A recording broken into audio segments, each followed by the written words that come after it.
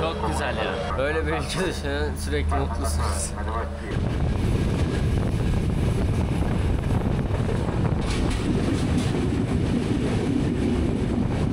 Güzel ya Sri Lanka, gerçekten hem uygun fiyatla. Manzaralar çok güzel arkadaşlar. Sürekli çekip göstermek istemiyorum. Bakın papaya orada. Sürekli plantasyonlardan geçeriz. Zaten her yerde, tüm ülke Amazon ormanları gibi. Ya bu bölge Sri Lanka tarihini anlamamız açısından önemli bir yer teşkil ediyor. Çok turistik olmayan bir yer. Mısır aldım az önce, bakın. Bu da 100 rupi. Sri Lanka'nın diğer yerleri kadar popüler bir yer değil burası.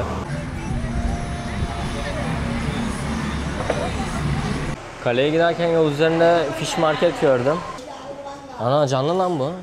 Hareket ediyor. Bakın suyun içini görüyor musunuz? Yani ben ilk defa burada karşılaştım. Önceden tapınağa girdiğimde böyle olmamıştı. Önceden tapınağa girerken sadece ayakkabıyı çıkartıyorduk.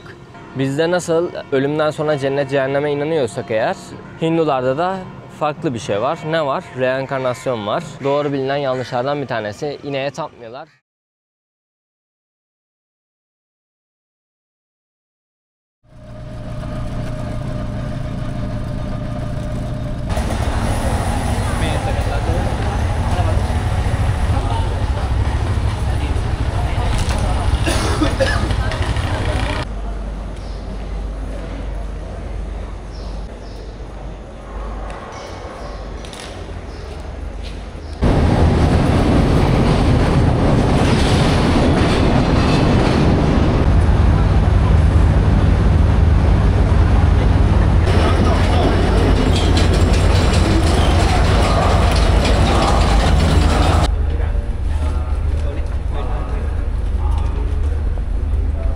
Günaydın dostlarım.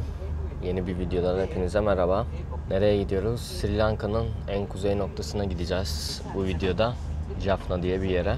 Bakın burayı ben bayağı merak ediyordum. Buradan başlayacağız Sri Lanka seyahatimize Colombo'dan sonra. Devamını göreceğiz. Trene bindim şimdi. Bilgileri bırakacağım ben tekrar. Bakmak isterseniz eğer tren biletleri vesaire nereden alınıyor falan diye bakmak isterseniz eğer web sitesini falan bırakacağım. Oradan online olarak da alabiliyorsunuz. Ben online olarak aldım. Şu an saat sabah 5 civarı. Erken bir saatte gideceğiz. Ben son dakika aldım. Biraz eğer geç alırsanız biletleri olabiliyor. Biraz daha pahalı olabiliyor. Klas farklılıkları var. O klas farklılıklarından dolayı artık bilet kalmazsa yüksek klastan bilet alıp daha fazla ücret ödeyebilirsiniz. Ben yaklaşık 7-8 saatlik bir yolculuk için $10 civarı bir para ödedim. İlk tren yolculuğumuzu bu şekilde yapacağız bakalım. Şöyle kısaca treni göstereyim size. Benim bulunduğum vagon burası. Oturma yerleri 2 kişilik. Bu anladığım kadarıyla klimalı şeylerden bir tanesi. Ben yani bilerek almadım. Sadece bunda yer vardı, o yüzden mecburen bundan aldım. Normalde başka şeylerden alırsanız, second class'tan falan alırsanız daha uygun fiyatlar da var. Şöyle USB bilmem ne bir şeyler var. 1-2 yazıyor da bu ne, radyo mudur değil midir anlamadım. Koltuk oturma yerleri çok geniş. Şöyle ayak uzatma bölgeleri bulunuyor. Şurada işte bir şeyler koyabileceğiniz ve yemek yiyebileceğiniz masası var. Aynı zamanda alt kısımlarda şarj yuvaları bulunuyor. 2 tane. Gayet konforlu gözüküyor şu anda. Bakalım yol üzerinde zaten tecrübelerimi paylaşacağım sizinle. Gördüğünüz gibi tren garında çok fazla peron bulunuyor. Yani 6, 7, 8, 9, 10 tane peron var sanırım burada. Benim gördüğüm. Buralarda tuvalet varmış. Tuvaletlerde bile var bakın. Taharet aparatı falan var burada. Genelde Sri Lanka'da yaygın bir şekilde her yerde var. Çok temiz gözükmüyor tuvalet ama hiç yoktan iyidir. Şu önümdeki vagonda mesela şöyle el tutma şeyleri bulunuyor. Herhalde burada ayakta da yolcu alıyorlar diye tahmin ediyorum. Bakalım, bizim vagonumuz oturmalı. Benim vagonda mesela şöyle el tutma şeyleri yok. Burası sadece oturmalı. Zaten Sri Lanka'da çok yaygın tren olayı. Gelecek videolarda da bolca trenle seyahat edeceğiz gibi duruyor.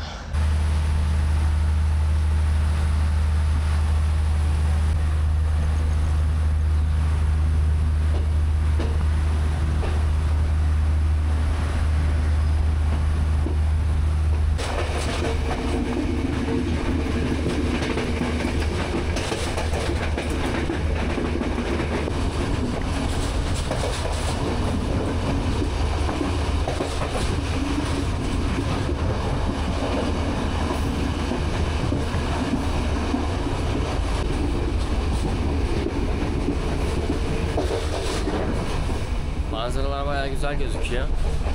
Ve satıcılar falan da var anladığım kadarıyla. Pirinç tarlalarından falan geçiyoruz arada. Her yerde farklı bir şey var. Muz ağaçları çok fazla zaten.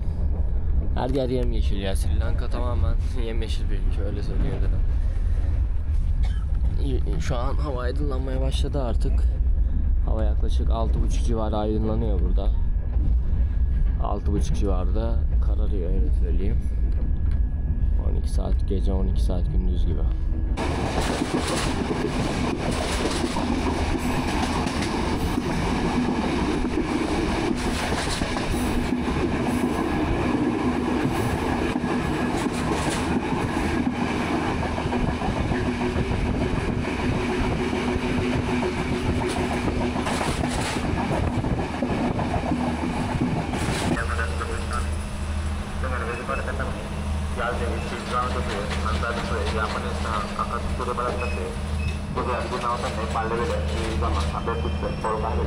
Çok güzel ya. Allah, ülke var ya, harika bir ülke ya burası. Sürekli mutlu ediyor ya siz ülke. Böyle bir ülke düşünün, sürekli mutlusunuz. Bu kapılar yalnız biraz tehlikeli, kapanıyor falan. Dikkat edin, hani tutunurken falan arkadan gelir vurur atar, siz dışarıya kalırsınız yani. Kalmanızı getirin, düşerseniz sıkıntı olabilir.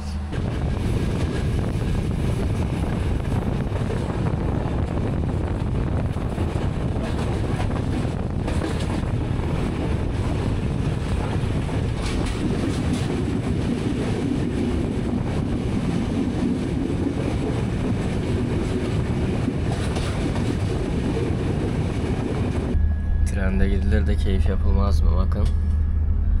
Nesti. Gofret ve kahvemizle keyif yapıyoruz. Trende güzel oluyor öyle şeyler. Enjoy man.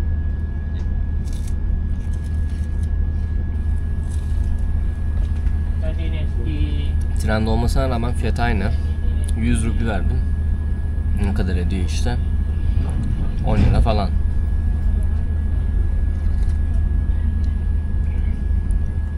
Tren istasyonuna almıştım sabah bir tane. Orada 150 mi vermiştim, 120 mi ne vermiştim.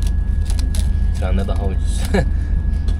Güzel ya Sri Lanka, gerçekten hem uygun fiyatla hem de çok güzel bir ülke. Vagonun klimalı olduğundan bahsetmiştim ya, bakın kliması olan da böyle ayakta gidilende de şeyler varmış, yukarıda fanlar varmış. Ben görmemiştim bunları da sonradan baktım. Her yerde var. Burada bu şekilde bir şekilde serinliyor yani. Çözümü var. Manzaralar çok güzel arkadaşlar. Sürekli çekip göstermek istemiyorum. Bakın papaya orada. Sürekli plantasyonlardan geçeriz. Zaten her yerde, tüm ülke Amazon ormanları gibi. Her yerde muz var, Hindistan cevizi var, papaya var. Şurada muzlar var bakın. Gözüküyor ama zaten. Yani ülke yemyeşil tamamen. Dediğim gibi ülke tamamen böyle Amazon ormanları gibi manzara. Çok güzel manzara. Şimdi bizim gittiğimiz yer Sri Lanka'nın en kuzey noktalarından bir tanesine gidiyorum. En kuzey noktalarından bir tanesi. Evet, yani en kuzey diyebiliriz neredeyse. Hindistan'a çok yakın. Ya bu bölge Sri Lanka tarihini anlamamız açısından önemli bir yer teşkil ediyor. Çok turistik olmayan bir yer. Fakat ben gidip görmek istedim. Bakalım bizi neler bekliyor orada. Köy hayatındaki yaşantı da aşağı yukarı bu şekilde muhtemelen. Onları da ilerleyen zamanlarda deneyimleyeceğiz.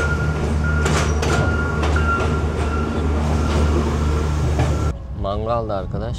Böyle burada mangoyu acılı yiyorlar. Önceki videoda almıştım ben yine. Hatırlayanlar varsa. Bayağı güzel. Nice mango. Mangolar ama şey oluyor, böyle biraz daha çiğ tarzında oluyor. Tam olgunlaşmamış mango. Ama acıyla çok güzel gidiyor ya. Güney Amerika'da da yapıyorlardı, böyle ahi diyorlardı. Aynı şey burada da var. Bana garip geliyor. Orada da var aynı şey, burada da var. İnsanlar benzer şeyleri nasıl buldular acaba? Daha sonradan kültürel etkileşim oldu. Birbirlerinden mi öğrendiler, yoksa öyle doğaçlama kendiliğinden mi gelişti? İki tarafta da çok garip bir şekilde. İki tarafta da aynı şekilde yiyorlar yani. Mısır aldım az önce, bakın. Bu da 100 rupi. Abi çok ucuz ya burası vallahi. Şöyle altın sarısı ya mısır, baksanıza. İlk defa bu renkte, bu kadar koyu renkte bir mısır görüyorum. Dumanı çıkıyor bakın üstünden. Kadın girdi, trende satıyorlar bu şekilde. Bakın tanelerine. Çok güzel. Ha, trende bile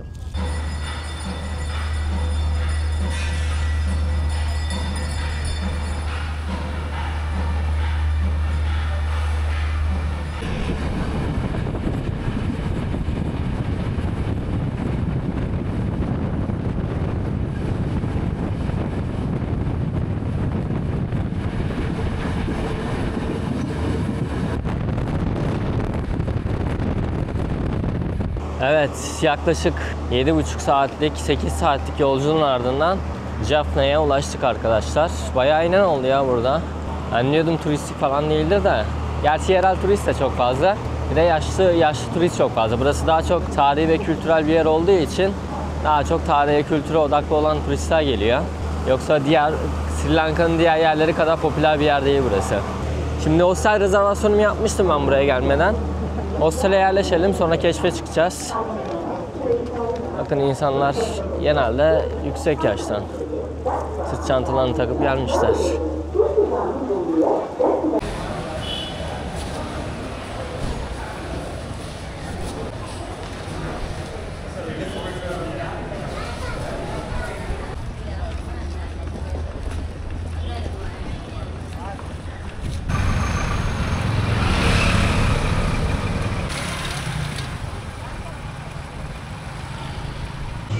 Şimdi bir tane böyle yerel yemekçilerin olduğu yere geldik de şöyle şey söyledik, börek tarzı.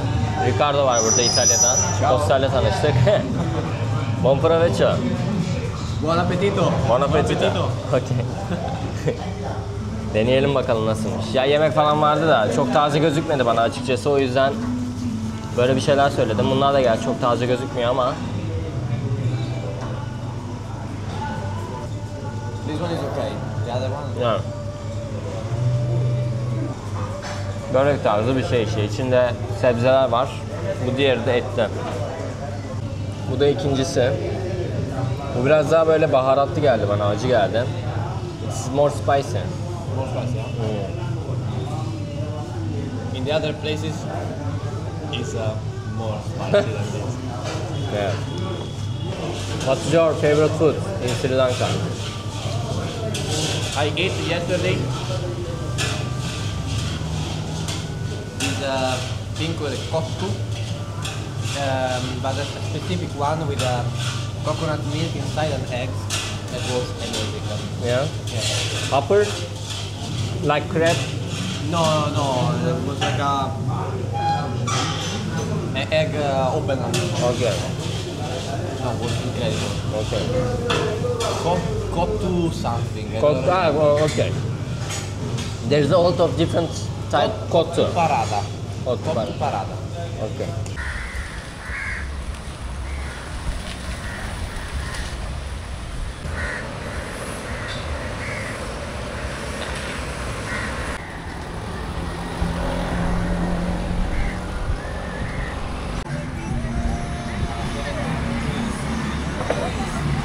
Kaleye giderken yol üzerinde fish market gördüm. Bakın burada balıklar falan var. Şunu bilmiyorum. What is name brother? What is the name? Anavat. Anavat? Dello. Dello. I don't know. Yani değişik balıklar var. Ara. Şurada şey var. Büyük bir tane kılıç balığı gibi. Burada bayağı büyük balık var bakın. Şu şekilde. Hazır gelmişken bir kendim bakayım dedim, size de göstereyim dedim. Yengeçler falan var. Ha, burada vatoz balığı var. Vatoz sanırım. How much is it? How much is it?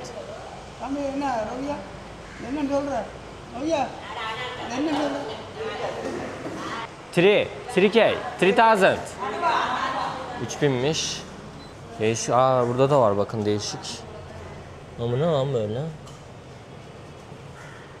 Karides falan çok fazla zaten. Hay.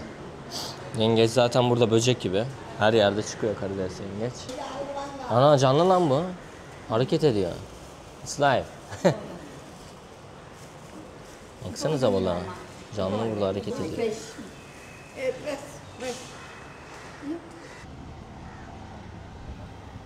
Bakın suyun içini görüyor musunuz? Böyle küçük küçük kulübeler var. Çevrilmiş alanlar da bulunuyor. Şu an birisi suyun içinde bir şeyler taşıyor ağda ama anlamadım. Muhtemelen herhalde tuttuğu şeyler taşıyor diye tahmin ediyorum. Bu şekilde suyun içinde bir sürü ev var. Hiç böyle bir şey olacağını beklemiyordum. Şimdi arkadaşlar, nereye geldim ben? Jaffna'ya niye geldik? İlk önce ondan bahsedeyim biraz. İlk videoda bahsetmiştim. Sri Lanka'da iki tane aslında temel etnik grup var. Sinhaliler ve Tamiller. Jaffna Tamil halkının kalbi olarak geçiyor aslında. Yani bu bölge Tamil halkının yaşadığı alan olarak gözüküyor. Tabii başka yerlerde de yaşıyor. Fakat yoğun nüfus burada yaşıyor yani. Peki kim bu Tamil halkı? Tamil halkı işte milattan önce 3. yüzyıllar civarında bu adaya gelen, Hindistan tarafından gelen bir halk. Hala günümüzde yaşıyorlar. Yani hatta şu anda Sri Lanka'nın %10'luk bir nüfusunu Tamiller oluşturuyor. Peki burası neden önemli? Neden biz buraya geldik? Şöyle, ya burada yaşayan insanların genel büyük çoğunluğu Hindu. Tamiller de işte Hindistan'dan geldiği için Hindu. Bakın karşıda inekler geziniyor serbest bir şekilde. Sri Lanka önceki videolarda da bahsettiğim üzere işte öncelikle Hollandalıların, sonra Portekizlerin, daha sonradan da İngilizlerin sömürgesi altında kalıyorlar. Bu sömürge döneminde de İngilizler işte çay plantasyonlarında çalışmak için Hindistan'dan Tamil gruplarını getiriyor. Bu Sri Lanka'ya daha önceden gelen, yüzyıllar önce gelen bir Tamil halkı vardı. Daha sonradan bu İngiliz sömürgesi döneminde çay plantasyonlarında çalıştırılmak üzere getirilen farklı bir Tamil grubu daha var. Onlar direkt Hindistan'dan getiriliyor. Daha sonra Sri Lanka bağımsızlığını kazandıktan sonra arkadaşlar buranın resmi dili ilk önce Sinhali dili oluyor. Daha sonradan ne oluyor? Tabii burada büyük bir çoğunluk var, %10'a yakın. İşte Tamiller de diyor ki kendi özgürlüğümüzü istiyoruz, bağımsız bir devlet istiyoruz, özerkliğimizi istiyoruz, kendi dilimizi konuşmak istiyoruz, kendi dilimizin de Sri Lanka'nın resmi dili olmasını istiyoruz diye buralarda bir iç savaş başlıyor arkadaşlar. Bu iç savaş yaklaşık olarak 26 yıl sürüyor. 1983 yılında başlıyor, 2009'a kadar sürüyor arkadaşlar bu iç savaş ve yüz binlerce kişi bu iç savaşta hayatını kaybediyor. Şu anda da bu sömürge döneminde inşa edilen kalenin surlarının etrafındayız. Ben az önce girdim içeriye baktım da yani harabelere dönmüş. Bizim surlar gibi düşünebilirsiniz. İstanbul'daki surlar gibi düşünebilirsiniz. Artık çok bir şey kalmamış. Hatta burası iç savaş döneminde epey hasar almış. Ondan sonra onarılmış bazı kısımları da. Hani çok böyle gösterebileceğim bir şey yok açıkçası. Sadece böyle surlardan oluşuyor diyebilirim. Şimdi Jaffna'da tam bunların ortasında önemli bir yer. Şimdi surların bakın diğer tarafına geldik. Burası Sri Lanka'nın en kuzey bölgesi. Hatta yan kısma ben haritayı da bırakacağım. Şeyi görebilirsiniz. Hindistan topraklarını görebilirsiniz. Yani Hindistan sınırına işte burası. Sınır yok tabii de arada işte deniz falan var. Okyanus var, Hint okyanusu. Oradan işte bir 30 kilometrelik şey.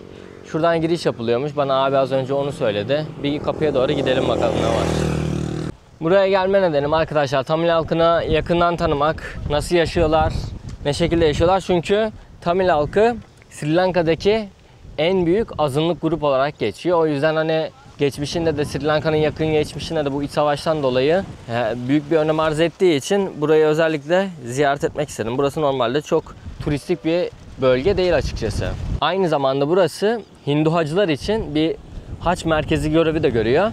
Ağustos ayında yaklaşık 25 gün yapılan bir festivalde işte farklı bölgelerden gelen Tamil Hindular haç görevlerini bu şehirde yerine getiriyorlar. Ben önceden bir belgeselde seyretmiştim. Gerçekten çok ilginç görüntüler vardı. Fakat şu anda Ocak ayındayız. Bu nedenle hani ben size öyle bir şeyler gösteremeyeceğim ama şimdi birazdan buradaki tapınağa gideceğim. Buranın işte Hindular için en kutsal tapınağı olan bir tapınak var burada. Oraya gideceğiz beraber. Orada Hinduizmle alakalı biraz bilgiler vermeye çalışacağım size. Hem de bu önemli tapınağı beraber ziyaret etmiş olacağız. Ben tapınağa geldim arkadaşlar motorla. Burası benim şu ana kadar gördüğüm en büyük Hindu tapınağı aynı zamanda. Nalur Kandaswamy tapınağı olarak geçiyor burası. Bakın şu arkadaki şeyden başlıyor, ağacın olduğu yerden. Şu ağacın arkasında da var. Yani bir tapınağın etrafında dönüp bu kapıya geldik. Şimdi içeriye gireceğim. Önceki videolarda Hinduizm'den bahsetmemiştik. O yüzden buraya bırakmıştım onu. Genel olarak bir Hinduizm'den de bahsetmek istiyorum açıkçası. Çünkü bizim çok bilmediğimiz yerler buralar. O yüzden İslam üzerinden karşılaştırarak insanların aklında bir şeyler oluşsun ki daha sonradan gezip gördüğümüz yerler bir şey ifade edebilsin. Evet arkadaşlar içeriden çıktım ben. Yani içeride telefon, kamera her şey yasak.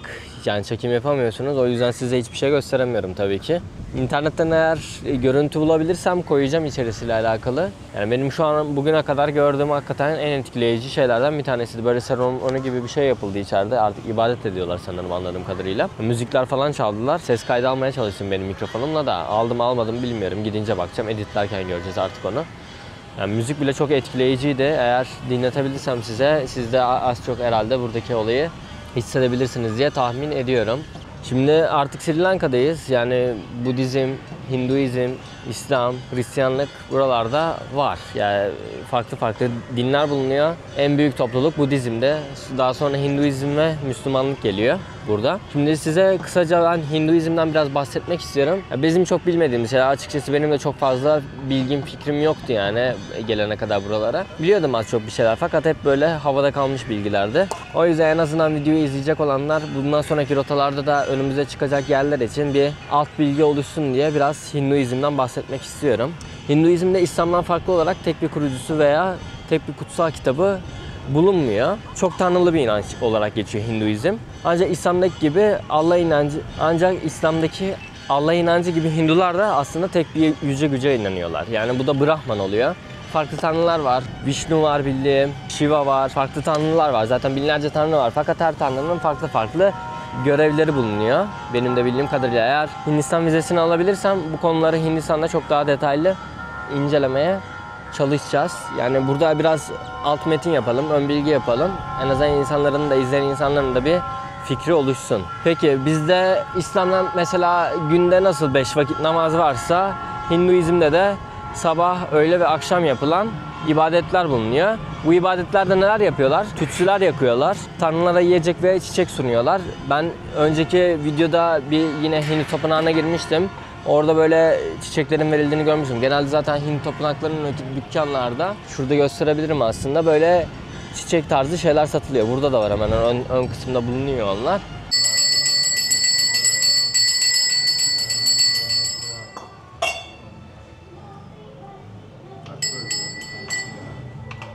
Bunları genelde alıyorlar işte. Oradaki aracıyla, artık o aracıya ne deniyor bilmiyorum. İşte bizdeki imam gibi düşünebilirsiniz. İnsanlar geliyor, o kişiye veriyorlar. O kişi aracılığıyla işte bunlar onların simgelediği Tanrı'ya sunulmuş oluyor. Ve Hindular bu ibadetlere de puja diyorlarmış. Yani bizim camilere gittiğimiz gibi onlar da bu tapınaklara geliyorlar. Veya işte bulundukları çevrede, ben bazen işte evlerin orada da görüyorum, mahallelerde, sokaklarda böyle yer oluyor ufak tapınaklar. Bu tapınaklarda bildiğim kadarıyla ibadetlerini gerçekleştirebiliyorlar veya evlerinde. Evlerinde de yine aynı şekilde benzer şeyler olabiliyor. Şimdi biz içeriye girerken, yani ben ilk defa burada karşılaştım. Önceden tapınağa girdiğimde böyle olmamıştı. Önceden tapınağa girerken sadece ayakkabıyı çıkartıyorduk. Şapkayı çıkartıyorduk. Tamam oluyordu. Burada girerken mesela üstünüzü de çıkarıyorsunuz. Erkekler üstünü çıkartıyor. Kadınlarda böyle bir şey yok. Omuz falan örtülüyor. İşte bakın önümde üstünü çıkaranlar var. Bu şekilde bir hazırlık süreci yapılıyor. Şimdi bizdeki oruç gibi onlarda da benzer şey varmış aslında, oruç şeklinde. Hinduların da çeşitli oruç dönemleri oluyormuş. Özellikle pazartesi günleri Tanrı Shiva için oruç tutuyorlarmış. Böyle bir bilgi edindim araştırdığım kaynaklardan. Bizdeki kıble nasıl kutsal ibadetler yapılırken kıbleye dönülerek yapılıyorsa, burada da arkadaşlar Garba Griha denilen iç bölüm tapınakların yapısı buna göre şekilleniyormuş. Yani benzer şeyler üzerinden gidiyorum ki insanların kafasında da bildiği şey üzerinden konu daha iyi otursun. Bizde nasıl ölümden sonra cennet cehenneme inanıyorsak eğer, Hindularda da farklı bir şey var. Ne var? Reenkarnasyon var. İyi ameller yapanların bir sonraki hayatta daha iyi bir yaşama kavuşacağına inanıyorlar. Aynı şekilde hacı olmak İslami şartlarından biriyken Hindular için de kutsal mekanlara yapılan hac ziyaretleri çok önemli olarak geçiyormuş. Sri Lanka'daki işte en önemli hac ziyaretlerinden birisi burası. Bakın yukarıda gördüğünüz, artık onun adı ne olarak geçiyor bilmiyorum, fakat üstünde tanrı figürleri var. Birden fazla farklı tanrılar bulunuyor yani. Her tapınakta bunları görebiliyorsunuz. Şimdi içeride bazen belki sesi duyabiliyorsunuzdur diye tahmin ediyorum. Önceki ses de buna aşağı yukarı benziyordu. Şimdi en önemli fark ise, az önce genel olarak benzerliklerden bahsettim. En önemli fark ise bizde resim, put tarzı şeyler biliyorsunuz yasak. Bunlar kullanılmıyor. Fakat onlarda az önce gösterdiğim gibi bu tür figürler çok fazla kullanılıyor. Aslında bunlar tanrı figürleri ve ibadetlerini bu şekilde yerine getiriyorlar. Onları tanrı figürlerini aracı olarak kullanıyorlar aslında. Hinduizm'de ineklerin kutsal sayılması, et yemekten kaçınılması gibi özel yasaklar da bulunuyor. Bu yüzden çoğu Hindu vejetaryen olarak besleniyor arkadaşlar. Bizde nasıl domuz eti yenmiyorsa onlarda da sığır eti tüketilmiyor. Yani bu şey olarak algılanmasın. Genelde bu bize küçükken öğretilen, doğru bilinen yanlışlardan bir tanesi. İneğe tapmıyorlar. Sadece işte onu kutsal olarak kabul ediyorlar. Fakat böyle bir tapınma gibi bir durum yok. Ben öyle bir şey görmedim zaten. Genelde bizde herkes öyle biliyor. Herkes öyle bir düşünceye sahip. Öyle bir durum yok yani. Ama dokunmuyorlar da. Kutsal bir hayvan. Bildiğim kadarıyla onun da hikayesi şeyden geliyor. Sütle alakalı, işte süt verdiği için kutsal kabul edildiği gibi bir şey duymuştum yani, tam doğru olmamakla beraber. Şimdi ben buraya motorla gelirken, buraya girmeden önce farklı yakında bir tane daha tapınak görmüştüm. Orası da büyük gözüküyordu. Ben ilk hatta orası sandım da daha sonra buranın fotoğraflarını, videolarını falan görmüştüm ben önceden. Dedim benzemiyor çok fazla. Şimdi oraya gitmeye çalışacağım. Bu yakınlarda eğer bulabilirsem yol üzerinde. Eğer orada biraz çekim yapabilirsem iç kısmı biraz size göstermek istiyorum. Çünkü burada sadece dışarıya bakabildik. Yani şu anda size çok fazla bir şey gösteremiyorum o yüzden. Maalesef böyle oldu buralar. Bakın tapınağın yandan görünüşü. O az önce ağacın oradan gözükmeyen kısmı burası, ön tarafı. Şurası da diğer bizim giriş yaptığımız kısım. Ne kadar büyük olduğunu görebiliyorsunuzdur herhalde. Ya benim gerçekten şu ana kadar gördüğüm en büyük tapınak burası herhalde. Hemen az önceki tapınağın yan tarafında böyle farklı bir tapınak daha var. Bakın burada daha renkli tanrılar. Bunları görebiliyorsunuz ya birçok yerde. Şimdi içeriye bakayım bir şeyler gösterebilirsem burada göstereyim size. Vallahi arkadaşlar burada da gösteremedim. Girdim içeriye, ben baktım da. Çok da böyle insanların şey yapmak istemiyorum, rahatsız etmek istemiyorum açıkçası. İlerleyen zamanlarda eğer girip de çekim yapabilirsek bir yerde gösteririm yani. Şimdi burada bir tane şey var, restoran var, böyle buranın yemeklerini deneyebileceğimiz bir yer varmış. Oraya gidip bir yemeklere bakmak istiyorum. En azından bir şeyler tadalım buraya özel. Buraya özgü bazı yemekler var. Onları denemiş olalım. Yere geldim arkadaşlar. Malayan Cafe olarak geçiyor buranın adı. Burayı önermişler. Bize hosteldeki yer de burayı önerdi. Daha sonra ben internette bir kısa araştırma yaptım. Nereye gideyim, ne yiyeyim falan diye. Orada da gördüm burayı. Dedim geleyim. Bakınca da hakikaten güzel, otantik bir yere benziyor. İçeride turist falan da var. Demek ki onlar da duymuşlar. Bakalım şimdi yemeklere. Yemek olarak sadece bunlar varmış şu anda. Çok bir şey kalmamış yani. Şurada string copper falan var. Yani şimdi ne söyleyeceğim? Burada da farklı bir şeyler var işte. Hep hamur işi tarzı ya. Çok böyle benim istediğim tarzda bir şey kalmamış gibi. Neyse bir çay falan içelim. Bir de hopper söyleyeyim. Yemekler böyle yaprakta servis ediliyor. Yemek dedim de şey işte. O gösterdiğim şeyler. Hopper söyledim ben. Bir de çay söyledim. Sütlü çay. Gelsin göstereyim de. Otantik bir yer yani. Bakın böyle esnaf lokantası gibi bir yer. Dışarıdan bakınca biraz daha güzel gibi geldi ama çok da öyle şey abartılacak bir yer değilmiş yani. Normal bir yer. Aha, thank you. No. And tea. Geldi bizim okurlar bakın. Deneyelim bakalım. Krep işte ya bu. Önceden denemiştim ben zaten. Kolombodayken. Bir de burada deneyelim. Sıcak bayağı.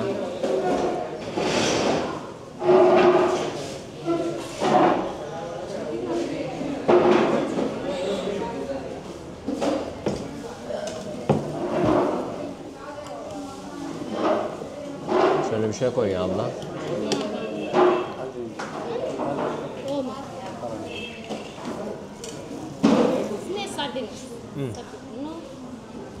Thank you. Down? No, thank you. No, no.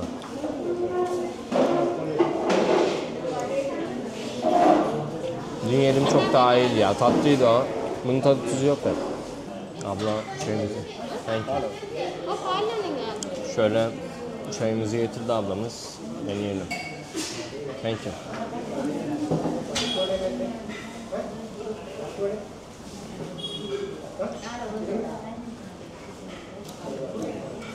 Sütlü çay güzel ya, gelirseniz için.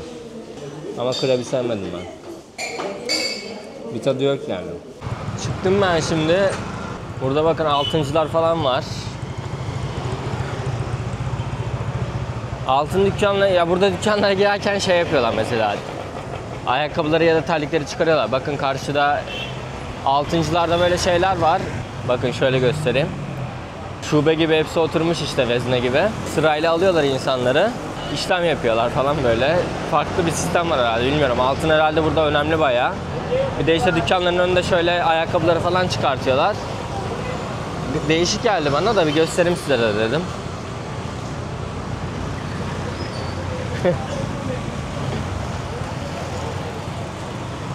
Bakıyor ya, hepsi altıncı bakın bunların mesela. Bu dükkanların hepsi altın dükkanı neredeyse. Ya gittik orada da bekledim bulamadım. Jaffna biraz bende hayal kırıklığı oldu açıkçası. Biraz buraya beklentiyle gelmiştim ben. Ama çok da beklentiye girmemek gerekiyormuş sanırım buralarda. O yüzden bundan sonra beklentiyi düşük tutarız artık. Öyle gezeriz. Daha da size çok göstereceğim bir şey yok. Hani videoyu da gereksiz yere uzatmak istemiyorum açıkçası. Buraya kadar izlediyseniz teşekkür ederim. Daha güzel şeyler göstermek isterdim ama maalesef bazen içeriği kendim şey yapamıyorum. How are you? İçeriği bazen kendim şey yapamıyorum. O yüzden bu videoluk böyle oldu. Kusura bakmayın.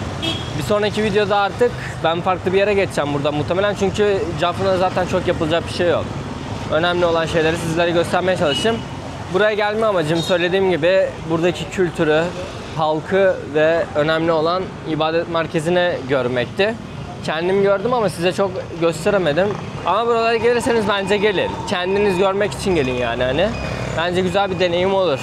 Buraya kadar izleyenler yorumlara Jaffna yazarsa sevinirim. Teşekkür ederim. Kendinize iyi bakın. Hoşça kalın.